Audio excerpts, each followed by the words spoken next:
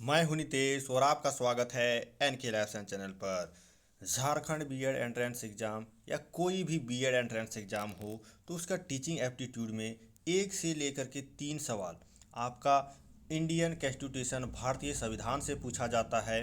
तो यहाँ पर जो मोस्ट इम्पॉर्टेंट टॉपिक है उससे एमसीक्यू लेके आ चुका हूँ। आप इस एमसीक्यू को प्रैक्टिस भी कर सकते हैं और साथ में नोट्स भी बना सकते हैं। इससे बाहर आपका एक भी सवाल नहीं पूछा जाएगा, या तो यही सवाल रिपीट कर दिया जाएगा या फिर इससे रिलेटेड ही सवाल आपको देखने को मिलेगा। तो पहला सवाल है, how many fundamental duties are notice in the constitution of India. तो हमारा फंडामेंटल ड्यूटी जो है वो टोटल 11 है और उसका हमको पालन करना रहता है। भारत का संविधान कहता है कि ये 11 ड्यूटी आपको निभाना है, तो 11 यहाँ पर डी आंसर हो जाएगा। How many fundamental right have been provided by the constitution of India. Fundamental right हमको कितना दिया गया है? 6 फंडामेंटल राइट दिया गया है। कौन कौन सा फंडामेंटल राइट है? 6, इसको भी याद कर लीजिएगा। और 11 कौन कौन सा फंडामेंटल ड्यूटीज है, इसको भी एक बार देख लीजिएगा, इससे भी सवाल आते हैं। नेक्स्ट है हमारा, which article of the Indian constitution state the directive principle of state policy one the promotion of international peace and the security. तो इसका आंसर हो जाएगा आर्टिकल 51। ठीक है। नेक्स्ट है, what is the meaning of term liberty. Liberty का मतलब क्या है? तो लिबर्टी का मतलब आपका राइट टू एक्सप्रेस एनीथिंग नहीं होगा, यहाँ पर अब्सेंस ऑफ रेस्ट्रिक्शन हो जाएगा। तो हमारा सी आंसर हो जाएगा। Which schedule of the Indian constitution is about schedule language. तो शेड्यूल लैंग्वेज के बारे में हमारा शेड्यूल 8 में बात किया गया है, तो बी आंसर हो जाएगा। How many official language is in Indian constitution, ये बहुत इंपॉर्टेंट क्वेश्चन है और इजी भी है, तो ये आपका 22 बी हो जाएगा। विच article of the Indian constitution deal with fundamental right. Fundamental right के बारे में कौन सा इंडियन कॉन्स्टिट्यूशन बात करता है? तो आर्टिकल 12 से लेकर के 35 तक फंडामेंटल राइट को बताया गया है। और यहाँ पर आप देख सकते हैं 6 फंडामेंटल राइट जो है हमारा दिया गया है। ये हमारा 6 फंडामेंटल राइट है। Right to equality, right to liberty, right against exploitation, right of freedom of religion, cultural and educational right और राइट टू कॉन्स्टिट्यूशन रेमेडी। इस तरह से इसको आप एक बार देख के रखिएगा।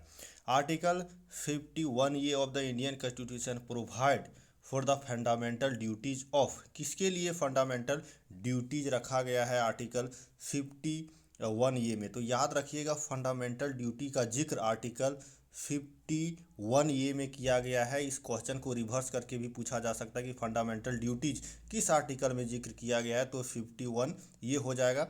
और यहाँ फिलहाल सिटीजन ऑफ इंडिया यानी कि भारतीय नागरिकों के लिए ये ड्यूटीज बताया गया है। Which fundamental right can't be suspended even during an emergency. Emergency का माहौल है, कोविड के टाइम में आपने देखा सब कुछ बंद कर दिया गया था, लॉकडाउन लगाया गया था, लेकिन उस टाइम भी फंडामेंटल राइट में से एक राइट है जो नहीं सस्पेंड किया जा सकता है, तो वो right to life and personal liberty है, D number. Which of the following are the fundamental duties, इसमें से कौन सा फंडामेंटल ड्यूटीज है? तो आपको एक बार सारा 11 जो फंडामेंटल ड्यूटीज है उसको देख के रखना है, ताकि इस तरह का सवाल आप आसानी से बना सके। तो यहाँ पर ऑल ऑफ द एबव हो जाएगा। नेक्स्ट है, which of the following article of the Indian constitution contain the right to religious freedom. Right to religious freedom का बात करता है, तो यहाँ पर आपका 1 आंसर हो जाएगा। 25 से लेकर के 28 तक जो आर्टिकल है हमारा fundamental right, right to religious freedom का बात करता है। उसके बाद है, which of the following article of the Indian constitution guarantee equality before the law.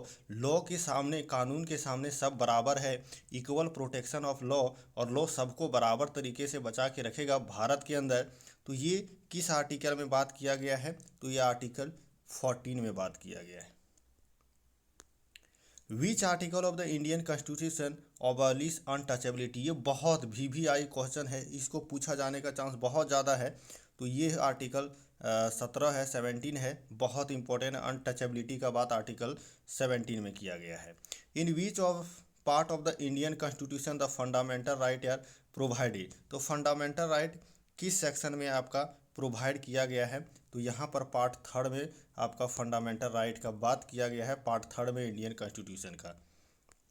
Which among the following is not ये फंडामेंटल राइट, इनमें से कौन फंडामेंटल राइट नहीं है। तो यहाँ पर देखिए ये राइट टू इक्वालिटी और राइट टू कॉन्स्टिट्यूशनल रेमेडी ये दोनों फंडामेंटल राइट है। राइट टू प्रॉपर्टी हमारा फंडामेंटल राइट नहीं है, तो बी नंबर सही हो जाएगा। Which one of the following fundamental right was describe by the doctor B.R. Ambedkar as the heart and the soul of the constitution. Heart और soul of constitution किसको बोला गया है? तो राइट टू कॉन्स्टिट्यूशनल रेमेडीज को हमारे डॉक्टर B.R. अम्बेडकर ने heart और सोल ऑफ कॉन्स्टिट्यूशन कहा है, तो इसको याद कर लेना है। Which of the following is not ये fundamental right as per the Indian constitution, इसमें से कौन फंडामेंटल राइट नहीं है? तो यहाँ पर देखिए राइट टू एजुकेशन भी है, right to speech, right to life भी है। ये राइट टू इंफॉर्मेशन 2005 जो एक्ट है वो हमारा फंडामेंटल राइट के अंतर्गत नहीं आता है। Free and compulsory education mention in, कौन सा आर्टिकल में फ्री एंड कंपलसरी एजुकेशन का बात किया गया है? तो आर्टिकल 21 ये में किया गया है, तो बी नंबर हमारा करेक्ट हो जाएगा। नेक्स्ट है free and compulsory education is responsibility of government for children from, कितने उम्र के बच्चों के लिए free and compulsory education Bharat सरकार का देना दायित्व है? तो ये 6 से 14 साल के बच्चों के लिए होगा, और विकलांग होगा तो ये एज बढ़ करके 18 हो जाएगा, ठीक है। बाकी नॉर्मल बच्चों के लिए 6 से 14 साल के लिए। Right of minority to establish and administer educational institution is provision in, right to minority, minority कौन है? माइनॉरिटी कोई भी हो सकता है जिसका लैंग्वेज है, किसी भी फील्ड में लैंग्वेज है, आर्ट है, कल्चर है, किसी भी फील्ड में यदि कोई माइनॉरिटी है और वो उसको प्रिजर्व करने के लिए एजुकेशनल इंस्टीट्यूशन खोलता है, तो इसका बात आर्टिकल 30 में किया गया है।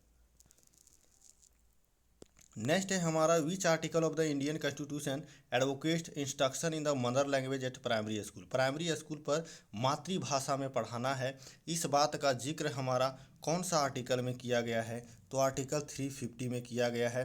कहता है यदि पूरा गांव में एक भी बच्चा यदि दूसरा लैंग्वेज में मातृभाषा पढ़ना चाहता है, मान के चलो पूरा गांव इंग्लिश बोलता है लेकिन एक बच्चा सिर्फ संस्कृत मातृभाषा है, तो उसके लिए भी एक स्कूल होना चाहिए, ऐसा ये आर्टिकल हमारा कहता है कि बच्चा को मातृभाषा में पढ़ने का अधिकार है।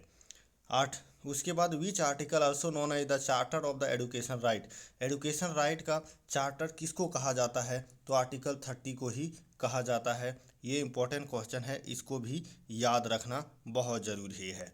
नेक्स्ट है which article advocate the development of the Hindi language as a national language, जो हमारा हिंदी लैंग्वेज है इसको नेशनल लैंग्वेज के तर्ज पर डेवलप करना है, और भारत में जितना दर्जा इंग्लिश को मिलता है उतना दर्जा इसको भी लाना है, हिंदी का भी डेवलपमेंट करना है। ये किस आर्टिकल में बात किया गया है? ये आर्टिकल 351 में बात किया गया है, तो इसको याद रखना बहुत ज़रूरी है। How many freedom are guaranteed by the article 9, right to freedom जो आर्टिकल 19 है वो कितना फ्रीडम हमको देता है? कितना? तो ये 6 फ्रीडम हमको देता है, बी नंबर हमारा यहाँ पर करेक्ट हो जाएगा। नेक्स्ट है हमारा ये देखिए प्रीवियस ईयर क्वेश्चन है 2022 का entrance exam Jharkhand BEd entrance exam में पूछा गया था।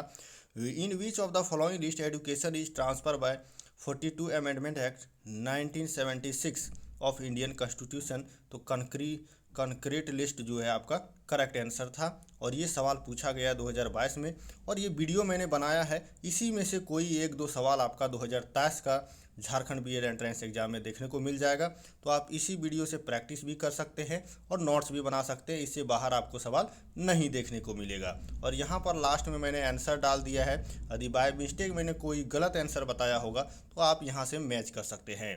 Thank you, signing off.